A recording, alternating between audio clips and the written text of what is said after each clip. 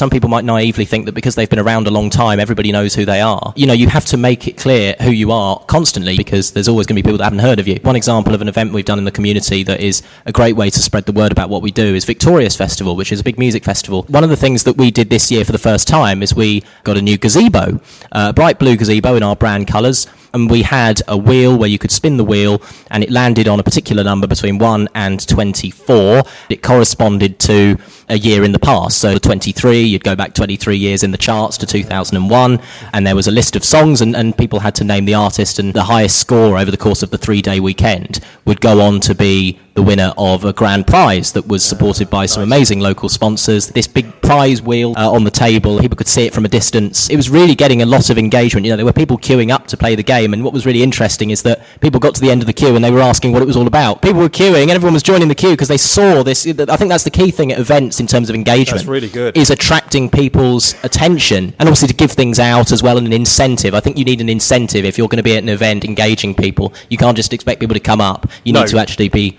engaging people. I was previously at Shine Radio in Petersfield, obviously a much smaller population. Portsmouth is a big city. Petersfield is a small market town, and we had a gazebo at Shine Radio. We had it in the square for a number of events that were taking place in the town centre.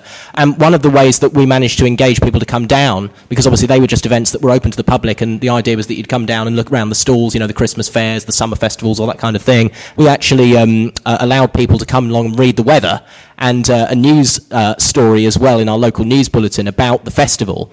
So there were local voices going out in the news bulletin, the local news bulletin, and people were tuning in to hear their friends and family on the radio and their next door neighbour, even with it being community radio and being in a small town. And it was a double whammy, really. You're encouraging people to get involved and support the town and support the town's economy, but also you're encouraging people to engage with the radio station, both, you know, listeners and potentially, for us being not-for-profit organisations, find some new volunteers out of it as well. Being a not-for-profit, you know, community organisation, that money that you raise goes straight back into the community because it's staffed by, you know, overwhelmingly by volunteers. In that sense, it's really important to think about, you know, mutual benefit, you know, when you're covering these events, whether there's a commercial arrangement or not. It's particularly important, actually, for community radio stations to support those small events as well. I mean, obviously, in a big city like Portsmouth, there are more of those big events that everybody, you know, and people do know about, that are very well marketed. The Christmas light switch-ons, fireworks displays, all those kind of things. I think community radio stations in densely populated areas, also served by regional commercial stations, or at least regional strands of national networks, sometimes can find it hard to get their foot in the door to those big events. And that's one of the big challenges of running a radio station in a big city.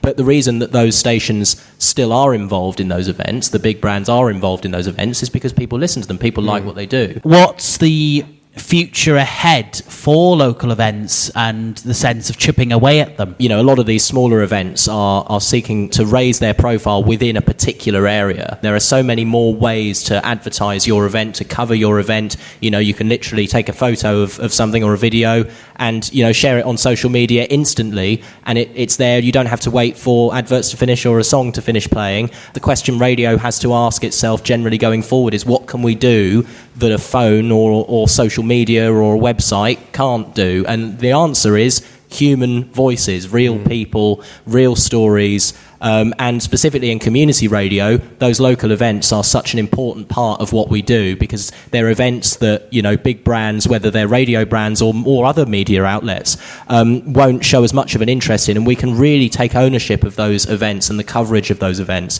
While there is so much other media now, I think you have to look at it much bigger than just radio. There are so many other ways to cover an event, but there are things that radio can do for these events that other media just can't do and will never be able to do in the same way.